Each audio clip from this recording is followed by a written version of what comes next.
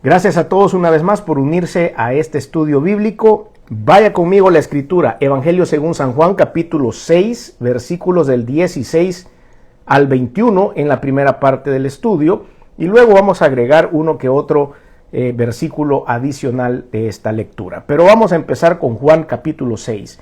Hemos titulado este mensaje, No se engañe, no se engañe. Y vamos a analizar un poquito acerca del por qué hemos titulado esto de esta forma. Juan capítulo 6, versículo 16. Al anochecer descendieron sus discípulos al mar y entrando en una barca iban cruzando el mar hacia Capernaum. Estaba ya oscuro y Jesús no había venido a ellos. Y se levantaba el mar con un gran viento que soplaba. Cuando habían remado como 25 o 30 estadios, vieron a Jesús que andaba sobre el mar y se acercaba a la barca y tuvieron miedo. Mas él les dijo, yo soy, no temáis. Ellos entonces con gusto le recibieron en la barca, la cual llegó enseguida a la tierra donde iban.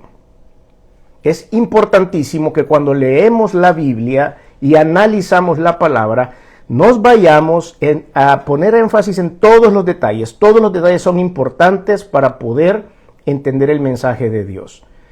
Esta misma historia, por supuesto, puede ser encontrada en el Evangelio según San Mateo, capítulo 14, versículo 22, y también en el Evangelio según San Marcos, capítulo 6, versículos 45 en adelante. Recuerden, hay 3 evangelios que se llaman evangelios sinópticos, Mateo, Marcos y Lucas. ¿Por qué se llaman evangelios sinópticos? Bueno, porque pudiésemos hacer un cuadro sinóptico comparativo de todas las historias de Jesucristo que se cuentan en estos 3 evangelios. Y el cuarto evangelio, que es el evangelio de Juan, debe ser analizado por separado. Todo esto tiene un motivo, por supuesto. Recuerden que Mateo era un publicano, Mateo era parte de los apóstoles y él escribió historias que vio y otras historias que no vio y todo lo puso junto para hacer el evangelio según San Mateo. Marcos también sirvió en una parte del evangelio y él es el evangelista más escueto. Si todos los evangelios tienen 28, 27, 26 capítulos, el evangelio según San Marcos va a tener 16 nada más y sus historias son un poco más cortas y más escuetas. El evangelio de Juan es especial. Recuerda que Juan se llama a sí mismo el discípulo al que amaba Jesús. Él se consideraba uno de los mejores amigos de Jesucristo y eventualmente quizá la historia le ha dado ese lugar. Recuerdan que cuando Jesucristo está colgado en la cruz, le encargó a su madre María a Juan. Juan estaba ahí al pie de la cruz viendo los últimos momentos terrenales de Jesucristo. Entonces el Evangelio según San Juan hay que analizarlo aparte. Los otros 3 se pueden analizar juntos y es por eso que se llaman evangelios sinópticos.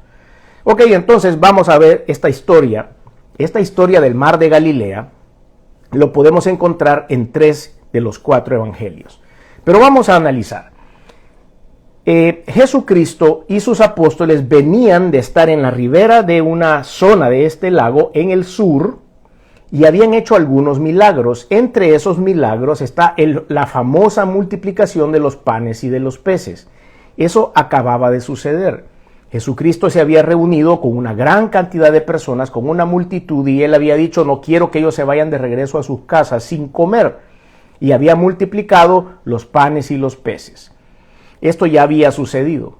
Luego, si ustedes quieren ver un poco más de detalle de lo que había sucedido, él les había dicho a sus discípulos, voy a subir al monte a orar. Adelántense porque es necesario que vayamos a Capernaum. Interesantísimo esto. Ellos están en la parte sur del mar de Galilea y tenían que navegar hasta la parte norte del mar de Galilea. Pues resulta que este mar de Galilea tiene como la forma de una pera. En la parte más larga debe tener alrededor de entre 20 y 23, unos 23 o 24 kilómetros de largo, que eso más o menos van a ser como unas 12 millas. Eso es la parte más larga. Y en la parte más ancha, más o menos anda por unos 12 o 13 kilómetros de anchura. Entonces, cuando ellos dicen vamos a ir a la otra ribera del río, o del mar, perdón, que es la zona de Capernaum, había que atravesarse todo el lago completo. Por supuesto, no habían motores fuera de borda, ni habían ferries, sino que se subían a una barca tal cual, agarraban remos y empezaban a remar hasta llegar al otro lado. Solo para darles una perspectiva, la forma de este lago, y que tiene unos 23 kilómetros, les decía, más o menos tiene 166 kilómetros cuadrados, o unas 64 millas cuadradas, y el barco en el que los discípulos en ese momento estaba haciendo su recorrido, apenas, en la lectura que acabamos de ver, habían avanzado 3 o 4 millas únicamente. Otra cosa interesante de ver es que en los otros evangelios Jesucristo dice, voy a subir al monte a orar, adelántense ustedes. Y en un punto él dice, mientras él los veía, o sea que estaba en un cerro, en un monte, y él podía ver desde ahí el lago, y veían cómo poco a poco estos hombres iban avanzando. El agua en ese momento era intimidante. Dicen algunos reportes que hay un clima bastante difícil en alguna época del año, en la cual se pueden llenar de tormentas y de vientos muy fuertes que impiden la navegación. Y esto es exactamente lo que ellos encontraron en esta oportunidad. Entonces vamos a ver, que dice que al anochecer, ellos se subieron a la barca. Generalmente las pruebas que nosotros vamos a enfrentar en nuestra vida van a venir en un momento en el cual nosotros no tenemos una visión clara de lo que está sucediendo. Generalmente nos tomarán como sorpresa. Generalmente no van a avisar. Las pruebas no avisan, sencillamente llegan. Y llegan en el momento en el que nosotros menos lo esperamos. A veces ni siquiera estamos espiritualmente preparados para poder enfrentar una mala noticia o poder enfrentar una situación que nos va a causar algún daño a nosotros o a nuestra familia. Y es por eso que estas pruebas siempre nos sorprenden en lo oscuro de nuestra vida. Yo lo he contado ya en otras ocasiones, pero una vez me encontré a un hermano en la iglesia y él siempre andaba muy contento, tenía un muy buen ánimo, siempre muy buen carácter, y le digo, bueno, lo felicito porque usted siempre lo veo sonriente, ¿y qué tal está? Y entonces él me contestó, estoy bien y me estoy preparando para cuando esté mal. Tengo que orar, tengo que permanecer firme, tengo que recargar mi tiempo con Dios para que cuando venga la prueba yo esté realmente preparado para ella. Una gran lección de vida espiritual que nos dio el hermano. Entonces aquí vemos que al anochecer ellos descendieron, los discípulos, al mar. Y entrando, dice, en una barca, iban cruzando el mar hacia Capernaum. Capernaum es la meta. Capernaum es a donde terminan mis proyectos. Yo quiero hacer un proyecto, yo quiero, digamos, llegar a tantos años de jubilación y al jubilarme, mi meta es tener tanto dinero y poder tener una vida de jubilación tranquila y completa sin depender de nadie. O probablemente yo puedo decir, ahora quiero cambiarme de trabajo y quiero irme a otro lugar y mudarme a ese otro lugar y esa es mi meta. O alguien va a decir, yo me quiero casar y me voy a casar con esta persona. Entonces, ¿cuál es su Capernaum? ¿Cuál era la meta? En esta noche ellos querían cruzar un mar de noche tempestuoso para llegar a poder cumplir su meta de llegar a Capernaum, que era la orden de Dios. Entonces ellos se pusieron manos a la obra, por supuesto. Cuando usted y yo hemos hecho lo mismo, nos hemos subido a una barca, hemos agarrado un remo y empezamos a remar hacia nuestra meta, sin tomar en cuenta a Dios, sin que Dios se haya subido a la barca con nosotros. Y aquí lo que vemos es que ellos no avanzaban, tenían un par de horas ya de estar remando y lo único que habían avanzado eran 3 o 4 millas, era lo único que habían logrado hacer. Sigamos leyendo y dice, estaba ya oscuro y Jesús no había venido a ellos. Cuando Jesús no está en nuestros planes, la cosa no avanza. Cuando Jesús no está en nuestros planes, no se ve nada, no hay luz, no hay una trayectoria que me lleve hasta mi destino. Hay planes netamente humanos desarrollados con fuerzas netamente humanas con una meta netamente humana, pero que al final todos nuestros esfuerzos, toda nuestra energía se está perdiendo en los primeros pasos para llegar a nuestra meta. Y nos damos cuenta, primero, que lo hicimos en la oscuridad. Realmente no teníamos una visión clara de lo que queríamos nosotros hacer. Y segundo, no le habíamos preguntado a Dios. No le pedimos a Dios que se fuera junto con nosotros en ese plan. Probablemente usted salga en automático todos los días de su casa hacia su trabajo. Probablemente usted diga, hoy voy a hacer unas inversiones porque es un experto economista. Pero todos los días, ya sea en algo tan sencillo como subirse a su vehículo y dirigirse a su casa o hacer alguna inversión de la que usted conoce muy bien porque es un economista, debe preguntarle a Dios, debe pedirle a Dios que le acompañe en todo momento para no irse en un anochecer espiritual o en una oscuridad en la cual no sabemos cuál va a ser nuestro destino. En ese momento era lo que estos hombres estaban haciendo. Por eso hemos titulado este mensaje, No se engañe, no trate de realizar ninguna obra sin la compañía de Dios. No se ponga metas si son metas de las cuales Dios no nos ha avalado hacer. Entonces dice que Jesús no había venido a ellos. Vean cómo está lleno de detalles. Hemos leído unos cuantos versículos al principio, pero tal vez habíamos pasado por alto todo esto. Versículo 18, y dice, y se levantaba el mar con un gran viento que soplaba. Hay una realidad. La sentencia aquí es que había un gran viento en ese momento en el mar de Galilea. Esa es una realidad. Se levantó un gran viento y eso estaba impidiendo que ellos remaran hacia su destino. Versículo 19.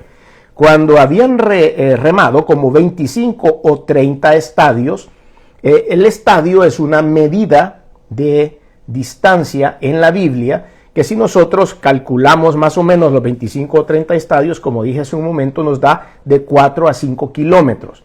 Eso era lo que habían avanzado.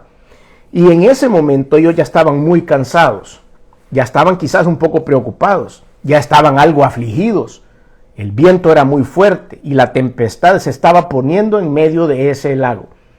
Creo que alguno de ellos probablemente debió haber pensado, ¿por qué no esperamos al maestro?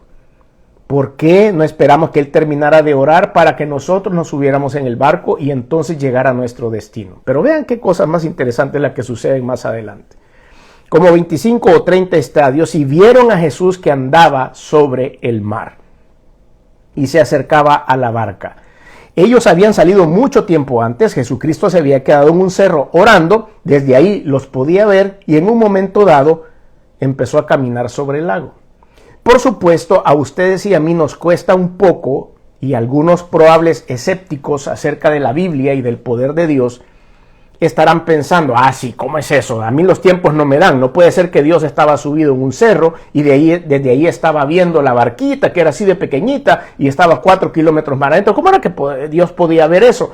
¿Y cómo es que de repente apareció caminando ahí? Le recuerdo que no estamos hablando acerca de un ser humano, no estamos hablando del presidente de la nación, no estamos hablando acerca de un gran matemático o un erudito, estamos hablando de Jesús, Dios Todopoderoso que vino a este mundo a dar su vida por usted y por mí, que murió y resucitó y que venció a Satanás en la cruz y lo volvió a vencer cuando resucitó y está hoy gobernando desde los cielos. Es Jesucristo. Para él no hay nada importante. Él no necesita tener unos binoculares para ver desde un cerro a dónde está una pequeña barca. Jesucristo, como lo he dicho en otras ocasiones, tiene capacidades sobrenaturales que los hombres no podemos comprender. Ejemplo, a veces tenemos en grandes iglesias un gran número de personas, 1,000, 2,000, 3,000 personas metidos en una iglesia adorando. Y en un momento el pastor llama a la oración y dice él, empiecen a orar ahí donde ustedes están. Y hay 3,000, 4,000 personas orando al mismo tiempo. ¿Cómo hace Jesucristo? ¿Cómo hace Dios para poder escuchar claramente la oración de esas 3,000 o 4,000 personas que están metidas en esa iglesia? Explíqueme. usted, siendo un ser humano, se volviera loco o se volviera loca tratando de entender todo lo que ese murmullo de voces están diciendo. 4,000 personas hablando al mismo tiempo. Pero Dios escucha la oración global y escucha la oración independiente. Tiene esa capacidad. No me pregunte cómo es ni cómo funciona. Yo no tengo palabras, ni siquiera mi mente puede entender cómo Dios puede estar oyendo la oración de un grupo de 4,000 personas y al mismo tiempo estar claramente escuchando su oración como que fuera la única en ese lugar. Si Dios tiene ese poder, si Jesucristo tiene ese poder, Él estaba en esa montaña entendiendo lo que estaba pasando. Dios ya sabía lo que iba a suceder esa noche y esa noche estaba sucediendo porque Él iba a ser glorificado. Sigamos. Entonces Él se transporta directamente de ese monte y empieza a caminar sobre las aguas. Aquí vemos cómo Dios, el creador de los cielos y de la tierra, tiene el control absoluto de la materia. Es necesario, se lo recomiendo, por favor, y se lo dije creo que hace 2 estudios bíblicos, no deje de leer Job capítulo 38, 39, 40 y 41. Es la descripción más maravillosa que hay en la Biblia acerca de nuestro Dios, el creador de los cielos y de la tierra. Recuerde que ese libro está escrito en poesía hebrea y es un poco poético, pero cuando usted lo lee queda con la boca abierta de los detalles que Dios dice y está en ese momento cuestionando a Job diciéndole: ¿quién me dijo que hiciera esto? ¿Quién me dijo que hiciera lo otro? Es sobrenatural, así que le invito a que lo lea. Estamos hablando de ese Dios que desafía la materia, ese Dios que desafía las cuestiones físicas, ese Dios que desafía también los elementos del clima. Y entonces Él viene y empieza a caminar sobre el agua. Por supuesto, se acercó a la barca. Y si ustedes leen en detalle los otros evangelios, por ejemplo el evangelio de Mateo, capítulo 14, se dará cuenta que él empieza a competir con la barca. El evangelista Mateo escribe de una forma en la cual él debe haber estado en esa barca, por supuesto. Vieron pasar a Jesús y yo a veces parafraseo diciendo Jesús caminando sobre las aguas y todavía saludó a todos los que iban en la barca y los que iban en la barca estaban ya cansados con el remo, no avanzaban nada y él pasa por la parte diciendo hey, ¿qué tal muchachos? ¿Cómo están? Caminando sobre el agua, cosas sobrenaturales. Y dice que ellos se asustaron y dice la Biblia, versículo 18, y se levantaba el mar con un gran viento que soplaba, versículo 19, cuando habían remado como 25 o 30 estadios, vieron a Jesús que andaba sobre el mar y se acercaba a la barca y tuvieron miedo. Esa es la primera reacción y no es la última vez que ustedes van a ver esta frase en la Escritura cuando se refiere a identificar a las cosas sobrenaturales que Jesucristo hacía. La gente tiene miedo.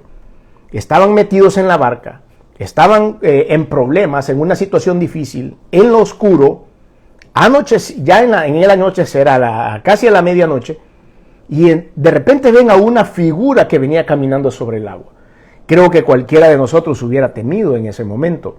Y ellos se han de haber dicho, esto es lo último que faltaba.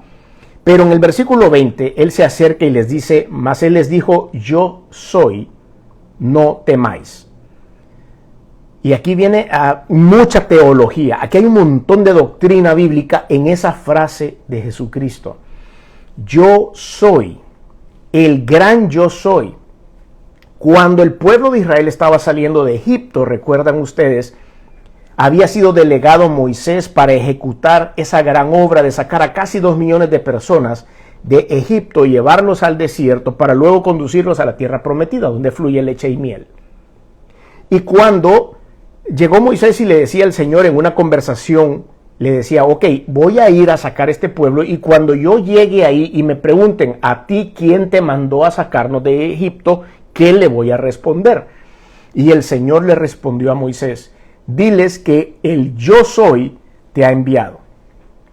Yo soy, en la palabra hebrea original, abarca el completo, el creador, el único, el absoluto te ha mandado para sacar al pueblo de Israel de Egipto. Y en ese momento Jesucristo se para delante de ellos y dice esta frase: yo soy, no temáis. Solo con eso tembló la atmósfera, tembló la barca, se revolvieron los peces que estaban debajo del agua en el lago, se turbó el viento, se apartaron todas las nubes, porque sonó el nombre de Dios. ¿Recuerdan ustedes también? Hay otra imagen bíblica que sucede un poco más adelante de esta historia, cuando Jesucristo está en Getsemaní, está orando porque ya lo va a entregar Judas. Esa noche lo entregaba Judas, y se fue con un grupo de apóstoles al monte, el Getsemaní, y se pone a orar. Y le dijo a sus discípulos: velad y orad, porque lo que viene ya es difícil, me van a entregar. Y él se fue a orar solo, dice, se movió un poco más adelante, como a un tiro de piedra, dice la escritura, es una frase muy bíblica: tiro de piedra, tiro una piedra y la distancia hasta donde cae, más o menos es la distancia donde él estaba. Y él estaba orando, y es a donde suda, se recuerdan ustedes, o llora lágrimas de sangre. Y ese es, dice una frase trascendental en la Biblia donde dice: Señor, si quieres que pase de mí esta copa, mas no sea más, haga tu voluntad, no se haga mi voluntad, sino la tuya. Y en ese momento llegó el ejército, liderado por Judas, y el ejército aprende a Jesucristo. Y en ese momento ellos dicen, el ejército dice: ¿a dónde está Jesús? Y empiezan a buscar a Jesucristo. Y él se paró delante. Y cuando el ejército se para adelante y Judas se para adelante, Jesucristo dice: yo soy. Y cuando mencionó la frase yo soy, cayeron al suelo, dice el Evangelio, todos los soldados que estaban en ese lugar. Porque cuando se menciona el nombre de Dios, algo pasa. Cuando dice Jesucristo yo soy, el Dios Todopoderoso, algo sucede. Y menciona y describe el Evangelio que cayeron al piso todos los soldados. Jesucristo hubiera podido salir corriendo en ese momento. Jesucristo hubiera podido pasar encima de ellos. Es solo con mencionar su nombre cayó el ejército. Pero él se quedó parado porque tenía que suceder lo que tenía que suceder. Jesucristo tenía que ser crucificado, tenía que ser muerto en su parte humana, en su cuerpo humano, para ser resucitado al tercer día. Entonces vemos cómo acá él se para delante de ellos, volviendo a nuestra historia de la barca, y dice: yo soy.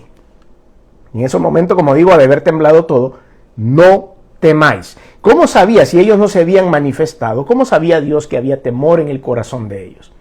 Porque Dios nos ha creado. Dios vio el completo, Dios vio toda la imagen, Dios vio el cuadro y dijo: no puede ser que esto se la estén pasando bien, si la situación está complicada. Entonces, versículo 21, ellos entonces con gusto le recibieron en la barca. ¿A quién no le va a gustar que Dios aparezca en medio de las circunstancias difíciles? ¿A quién no le va a gustar que cuando nuestros proyectos, como los describí hace un momento, los vamos a echar a andar y que de repente no funcionan? ¿A quién no le va a gustar que Dios aparezca y llegue al rescate? Por supuesto que nos va a gustar. Pero ¿para qué remar 3 o 4 o 5 kilómetros de noche, pasar una tormenta, cuando hubiésemos podido tener al yo soy dentro de nuestros planes desde el principio? Pero somos seres humanos y siempre hacemos las cosas al revés. Vea otro detalle importante de la historia. Y ellos entonces con gusto le recibieron en la barca, la cual llegó enseguida a la tierra donde iban. Llegó enseguida. Ellos tenían horas de estar remando y solo podían haber avanzado 5 kilómetros de los 23 kilómetros que quedaban. Pero enseguida llegaron. Una vez más, el Señor Jesucristo está subido en la barca, desafiando las leyes de la física, desafiando la materia, desafiando a los elementos. Ese resto de kilómetros, 18 o 17 kilómetros que todavía hacían falta, los hizo como que fuera en un jet, los hizo como que fuera a la velocidad del sonido. Llegaron al otro lugar. Y cuando llegaron al otro lugar y encontraron ya algunas personas, dijeron: Señor, ¿qué estás haciendo aquí? ¿Cómo llegaste acá? Por si nosotros vimos que salió la última barca y en esa última barca no ibas tú. ¿Cómo es que llegaste aquí? Y la gente empezó a alborotarse ya al otro lado del lago porque Jesucristo llegó enseguida. Los números no le dieron a nadie. Entonces no nos engañemos, no podemos hacer nada en nuestra vida si no tomamos en cuenta la dirección de Dios. No vamos a poder alcanzar nuestros objetivos. En este caso, Capernaum. ¿Cuál es su objetivo? ¿Cuáles son sus proyectos? ¿Cuál es su plan?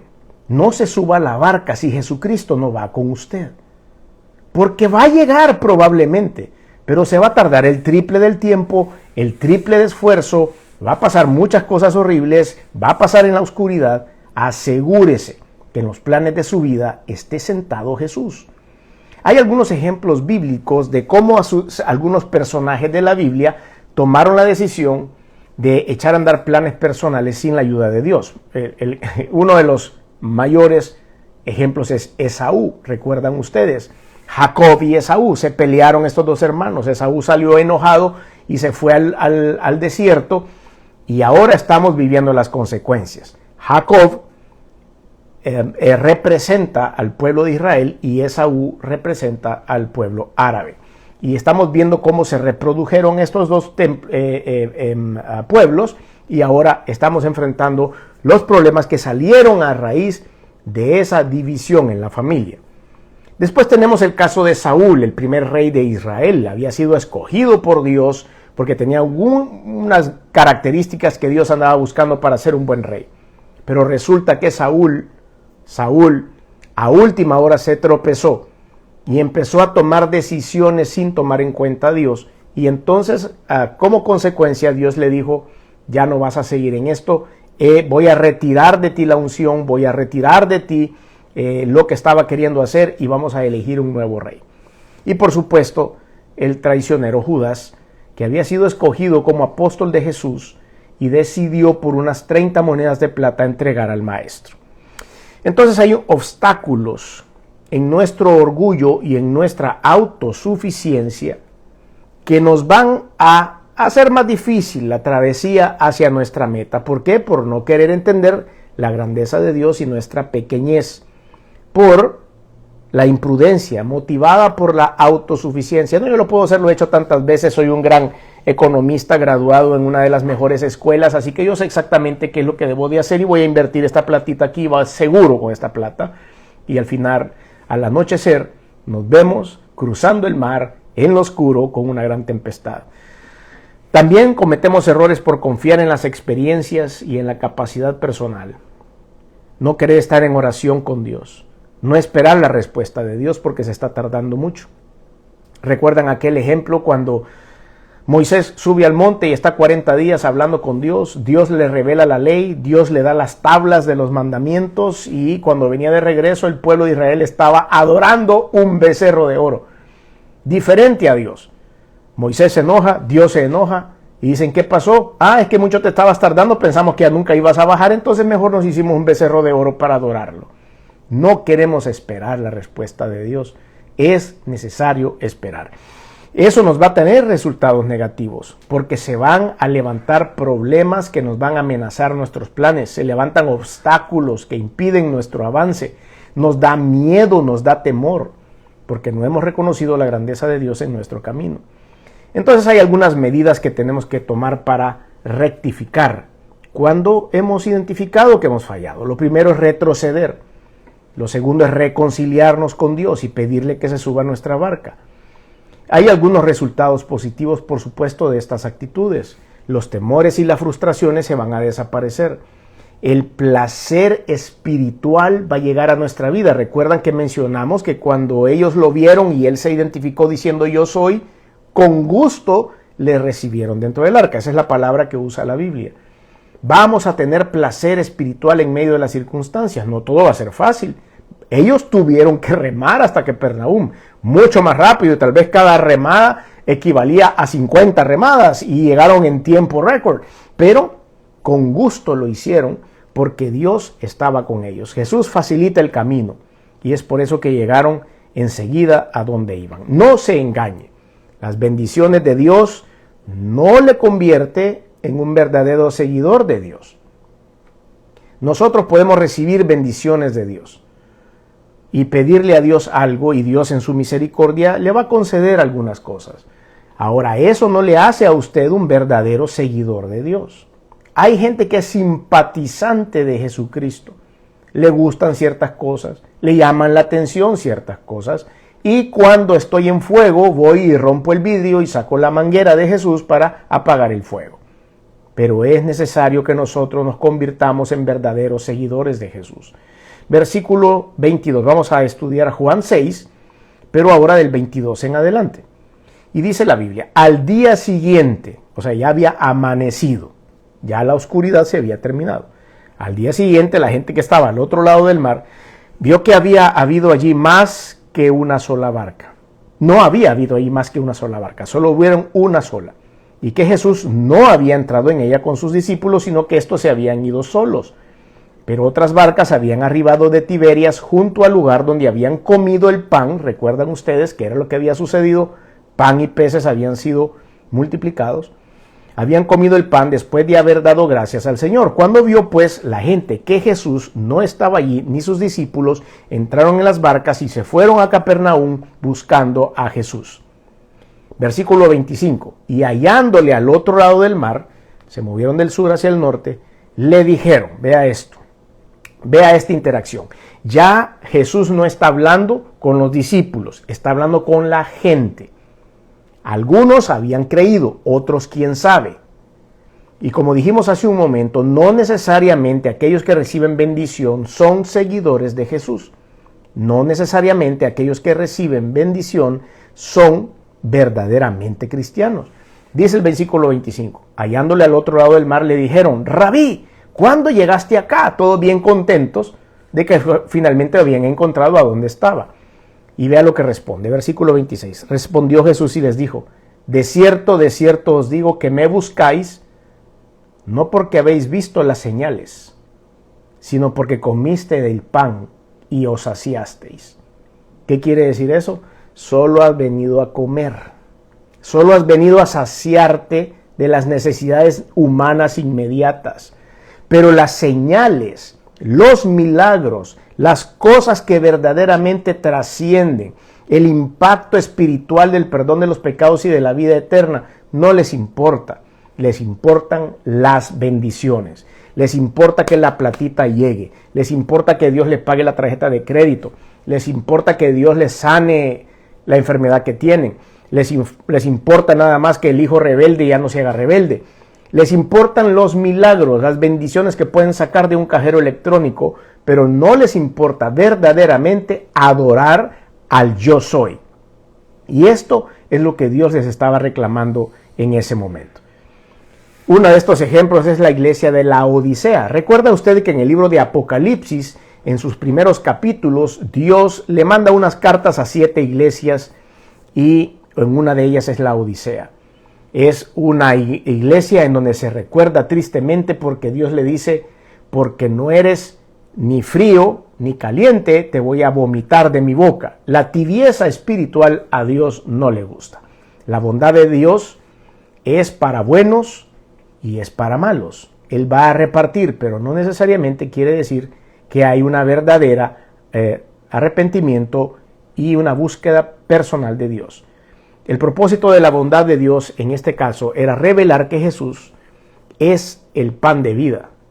Eso les estaba queriendo decir en esa multiplicación. Ignorando la palabra de Dios o teniendo una mentalidad egoísta y materializada, eso lo que va a hacer es eventualmente alejarnos de Dios.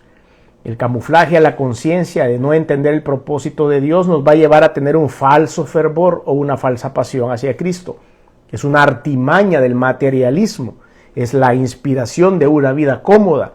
¿Qué es lo que nosotros buscamos de Jesús? ¿Comodidad o buscamos una entrega total porque Él es el yo soy? No por lo que me puede dar, sino que tengo que adorarlo porque es Dios y merece total y absoluta adoración, como se describe en Job 38, 39, 40 y 41. El fervor que nos debe apasionar es apropiarnos de los recursos de la gracia divina. La unción, la llenura del Espíritu Santo, la salvación eterna, orientar nuestra vida desde las perspectivas eternas, amar a Dios con la fe, y todas estas cosas es lo que nos tiene que guiar. Por eso decimos, no se engañe, la incredulidad y los malos motivos nos van a sacar del equipo de Dios. El problema de contemporizar nuestras ideas con las ideas religiosas, con las ideas sociales, con las corrientes de pensamiento de este tiempo, nos van a ir sacando a nosotros del rumbo de la barca y nos van a llevar a una tempestad. En el caso antiguo, en el caso en el que estamos hablando, en esta época, era el contexto judaico. Ellos estaban luchando con la ley. En el contexto actual nosotros podemos ver cómo identificamos los problemas que tenemos con los problemas sociales, con las corrientes antimoral cristiana que existen. La resistencia de la iglesia primitiva estaba refrenando, impidiendo el fluir de las ideas paganas en aquel tiempo. Entonces hay una falta de aceptación de la verdad absoluta de Jesucristo en el mundo. Pero yo quiero recomendarle en esta oportunidad que no permita que su barca zarpe sin Jesús. Que no permita que usted, aunque tenga un día soleado, soleadísimo, todo eso puede cambiar en cualquier momento. Es necesario que la tormenta sea manejada con la unción del Espíritu Santo. Es necesario que en mis planes y mis proyectos se suba Jesús, el yo soy, el gran Rey, el Todopoderoso. Y es por eso que no debemos engañarnos. Somos muy buenos para hacer ciertas cosas, tenemos muchas capacidades, Dios nos ha dado dones, Dios nos ha dado habilidades, pero aún nuestros dones, nuestras habilidades y nuestras capacidades deben ser puestas en práctica con la asistencia, la compañía y la bendición de Dios en nuestra vida, para que de Él sea siempre la honra y la gloria, y que nuestras metas sean servirle a Dios con amor por lo que es y no por lo que da. Si usted quiere recibir a Cristo como Señor y Salvador en su corazón, yo le invito a que haga una oración. Ahí donde está, pueda invitarle a Jesús a subirse a su barca, a la barca de su vida. Cuando usted le entrega a Cristo su corazón, Él le da perdón de pecados, le asegura la vida eterna, se sube a su barca y usted empieza a vivir una vida de acuerdo a su voluntad. Esto se logra con una sencilla oración en la cual usted le va a decir al Señor que sea parte de su vida. Si quiere dar ese paso de fe, ahí donde está, diga conmigo esta oración: Señor Jesús, reconozco que eres Dios. Reconozco que he hecho cosas que no han sido de tu agrado. Perdóname, me arrepiento. Pero también reconozco que viniste al mundo hecho hombre, que te colgaron en una cruz y la sangre que derramaste ha servido para limpiar mis pecados. Reconozco que resucitaste al tercer día y que estás sentado a la diestra de Dios. Por lo tanto, abro mi corazón y te recibo en él como mi único y suficiente Señor y Salvador.